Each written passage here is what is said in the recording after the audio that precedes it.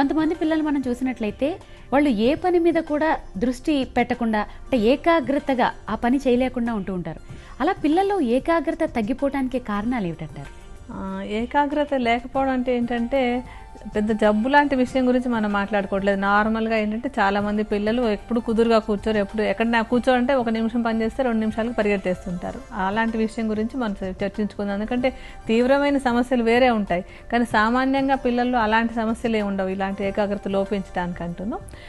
ముఖ్యంగా ఏంటంటే కారణం వాళ్ళకి ఇష్టమైన పని కాకపోయినట్టయితే కనుక దాని మీద దృష్టి పెట్టలేరు. అయితే ముఖ్యంగా ఈ పుస్తకాలు తీసుకుని చదవడానికి కూర్చోకపోవడానికి వాళ్ళ కారణం ఏంటంటే అందులో ఒక ఆసక్తి లేకపోవడం అనేది ముఖ్యమైనటువంటిది. ఆ తర్వాత ఇంకొకటి ఏంటంటే పదే పదే చదువు చదువు చదువు అని చెప్తుంటే వీళ్ళు చెప్పింది మనం ఎందుకు వినాలి అనిపిస్తుంటుంది. వాళ్ళకి తెలిసి కాకుండా తెలియకుండానే ఇదే చెప్తారు, ఇంకొకటి చేద్దాం అనిపిస్తుంది. అంటే చెప్పింది వినకూడదు అనే ఒక ధోరణి ఒకటి ఉంటుంది అనమాట అందులో. అందుకని పదే పదే చెప్పిన పని చేయకూడదు అనిపించడం కూడా ఒక కారణం అవుతుంది. ఇంకేంటంటే సరిగా నిద్రపోకపోవటం కానీ, లేకపోతే పిల్లలకి ఏంటంటే కొన్ని సబ్జెక్టులు అంటే ఇష్టం లేనప్పుడు కూడా కొంచెం ఏకాగ్రత ఎక్కువ కుదరదు.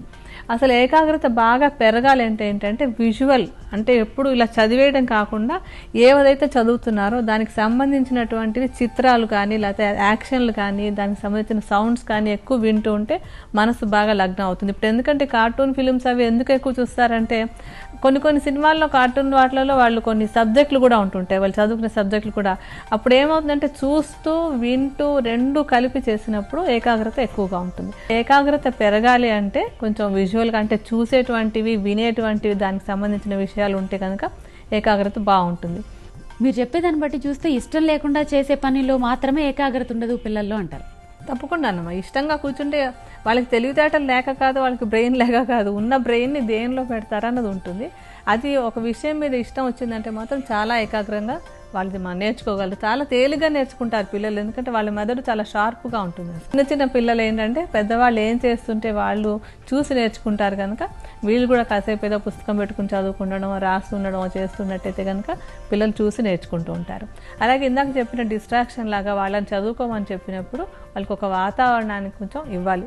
అంటే చుట్టుపక్కల ఏదో ధ్వనులు, ఇతర వాళ్ళకి ఆకర్షణీయమైన వస్తువులు ఏవో పెట్టేసి చుట్టూ అక్కడే కూర్చో అనకుండా వాళ్ళు చదువుకునేందుకు ఒక పరిస్థితిని కల్పించాలన్నమాట, వాతావరణాన్ని ఇవ్వాలి.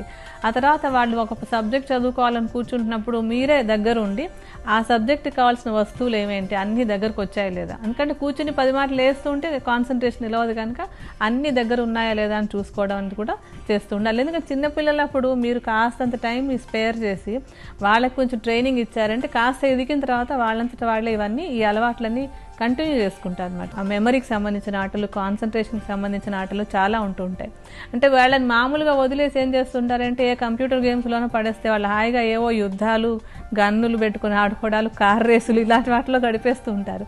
అలా కాకుండా కంప్యూటర్లో కూడా ఈ మెమరీకి సంబంధించిన గేమ్స్ ఉంటాయి. వీళ్ళ మెమరీని, కాన్సన్ట్రేషన్ని పెంచేటువంటి కంప్యూటర్ గేమ్స్ అయినా సరే అందులో అలాంటివి ఆడిస్తూ ఉండటం. కాస్త మనం దాని మీద దృష్టి పెట్టాలి. ఆటోమేటిక్గా ఏదో వాళ్ళే చేసుకోవాలి, వాళ్ళే చెందాలి అనుకోవడం కాకుండా మనం కాస్తంత టైం తీసుకుని పిల్లలకి ఈ విషయంలో కాస్త సహకరించినట్టయితే కూడా ఇది కాన్సన్ట్రేషన్ బాగా పెంచుకునేందుకు అవకాశం ఉంటుంది.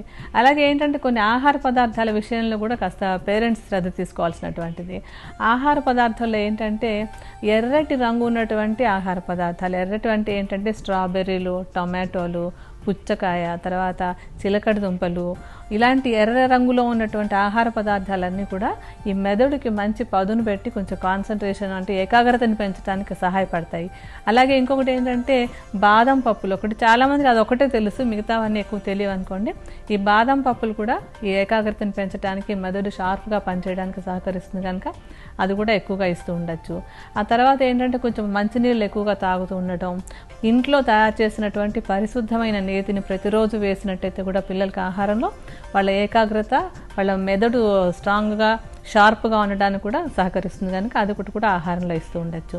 ఇవి కాకుండా ఏంటంటే ఫిజికల్ ఎక్సర్సైజ్ ఒకటి, అంటే ఆటలు బాగా ఆడుతున్నట్టయితే కూడా ఈ మెదడు చక్కగా ఏంటంటే ఇప్పుడు ఆటలు ఆడినప్పుడు వాళ్ళ శరీరంలో అక్కర్లేని పదార్థాలన్నీ బాగా కదలడం, మంచి ఉత్సాహం, ఉత్తేజం వచ్చినప్పుడు ఏంటంటే మెదడు కూడా బాగా ఉత్సాహంగా ఉంటుంది. ఉత్సాహంగా ఉన్నప్పుడు వాళ్ళ కాన్సన్ట్రేషన్తో బాగా చదవడానికి ఉపయోగపడుతుంది కనుక ఫిజికల్గా ఆడేటువంటి ఆటలను కూడా ఎంకరేజ్ చేసి ప్రతిరోజు కొంచెంసేపు మంచి ఆటలు అవి ఆడుకునేటట్టుగా చూస్తే కూడా ఈ ఏకాగ్రతని బాగా పెంచగలుగుతాం.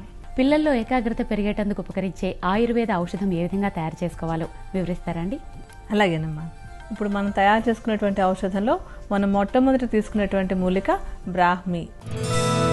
బ్రాహ్మి మెదడుకి ఒక మంచి టానిక్ లాంటిది. మెదడు కనుక ఉత్తేజంతో చక్కగా షార్ప్గా పనిచేస్తున్నట్టయితే కనుక ఏ పని చేయాలనుకుంటే ఆ పని మీద మనసు లగ్నం చేసుకోవడానికి అవకాశం పెరుగుతుంది అన్నమాట. ఈ బ్రాహ్మి ఏంటంటే మొత్తం మూలిక మొత్తాన్ని దాన్ని ఎండబెట్టుకొని చూర్ణం చేసి ఆ చూర్ణాన్ని వాడుకోవాలి. ఈ చూర్ణాన్ని సుమారుగా ఒక 100 గ్రాముల పరిమాణంలో తీసుకోవాలి. ఇప్పుడు అంటే మనకి ఉదాహరణకు చూపించడం కోసమని కాస్తంత చూర్ణాన్ని తీసి విడిగా ఉంచుతున్నాను. మనం తర్వాత తీసుకోబోయేటువంటిది అతి మధురం. శరీరానికి మంచి టానికే, మెదడుకి మంచి టానిక్ లాగా పనిచేస్తుంది ఇది. ఈ చూర్ణాన్ని కూడా ఒక 100 గ్రాముల పరిమాణంలో తీసుకోవాలి. ఇప్పుడు మనం కాస్తంత అంటే మీకు ఔషధం చూపించడం కోసమని కొంచెం చూర్ణాన్ని తీసి ఇందాక చూర్ణంలో కలిపి ఉంచుతాను. తర్వాత తీసుకోబోయేటువంటి మూలిక వచ. వచ అంటే వసకొమ్మ అని కూడా తెలుగులో మామూలుగా మనం మాట్లాడుకునే భాషలో చెప్తూ ఉంటాము. ఇది కూడా ఒక మంచి బ్రెయిన్ టానిక్లా పనిచేస్తుంది. బ్రెయిన్ని బాగా స్టిమ్యులేట్ చేస్తుంది, అంటే ఉత్తేజపరిచి ఒక పని మీద దృష్టి లగ్నం అవడానికి సహకరించేటువంటి గుణం కూడా ఈ వచలో ఉంది. ఈ వచ చూర్ణాన్ని కూడా ఒక 100 గ్రాముల పరిమాణంలో తీసుకోవాలి. ఇప్పుడు కాస్తంత చూర్ణాన్ని తీసి ఇందాక చూర్ణాలతో కలుపుతాను. ఆ తర్వాత తీసుకోబోయేటువంటి మూలిక శంఖ పుష్పి. ఈ శంఖ పుష్పి కూడా అంటే తీగ మొత్తాన్ని కూడా ఔషధంలో వాడుకోవచ్చు. ఆకులు, కాండం అన్నీ కూడా ఔషధ గుణాలను కలిగి ఉంటాయి.